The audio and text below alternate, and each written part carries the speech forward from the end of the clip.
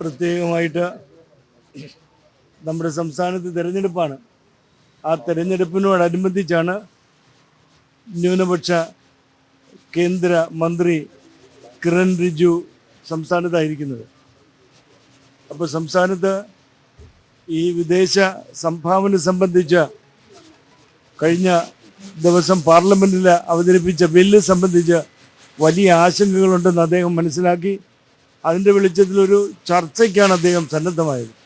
ഏകദേശം 1 മണിക്കൂർ അദ്ദേഹം തുറന്ന് അദ്ദേഹത്തിൻ്റെ ഭാഗത്തു നിന്നുള്ള കാര്യങ്ങൾ, അതോടൊപ്പം തന്നെ വന്ന് ആ സദസ്സിൽ സമ്മേളിച്ചിരുന്ന എല്ലാവരോടും നമ്മുടെ ആശങ്കകൾ അവതരിപ്പിക്കാനായിട്ട് ആവശ്യപ്പെട്ടു.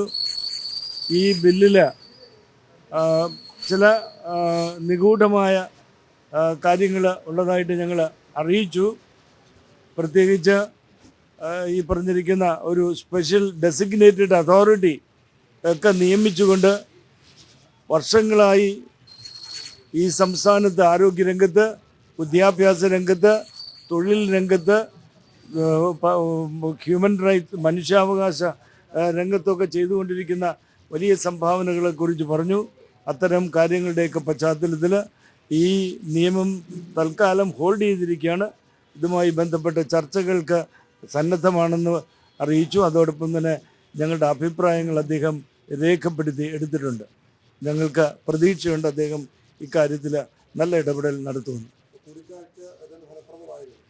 തീർച്ചയായിട്ടും ഇതൊരു തുടക്കമാണ്.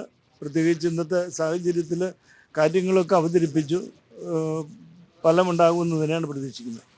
ഇനി ബില്ല് അവതരിപ്പിക്കുമ്പോൾ നിങ്ങൾ ഉന്നയിച്ച ആശങ്കകൾ അതിൽ ഉൾപ്പെടുത്തി അത് ഭേദഗതി വരുത്തുമെന്ന് പറഞ്ഞിട്ടുണ്ടോ? അദ്ദേഹം ഹോം മിനിസ്റ്ററുമായിട്ട് ഈ കാര്യങ്ങൾ ചർച്ച ചെയ്ത് കൂടുതൽ ഈ പറഞ്ഞിരിക്കുന്ന നിയമങ്ങളൊക്കെ പ്രൊമോഷനിലാണ്, പ്രസ്ഥാനങ്ങളെയൊക്കെ വളർച്ചയിൽ സഹായിക്കുന്നതാണ്. ആ രീതിയിലുള്ള ഇടപെടലുണ്ടാകും എന്ന് അദ്ദേഹം വാഗ്ദാനം ചെയ്തു. നിങ്ങൾ ഉന്നയിച്ച പരാതികൾ അത് കണക്കിലെടുത്തുകൊണ്ടായിരിക്കും ഇനി ബില്ല് അവതരിപ്പിക്കുക എന്ന് പറഞ്ഞിട്ടുണ്ടോ? അദ്ദേഹം ഈ ഞങ്ങളുടെ ആശങ്കകൾ കേട്ടു.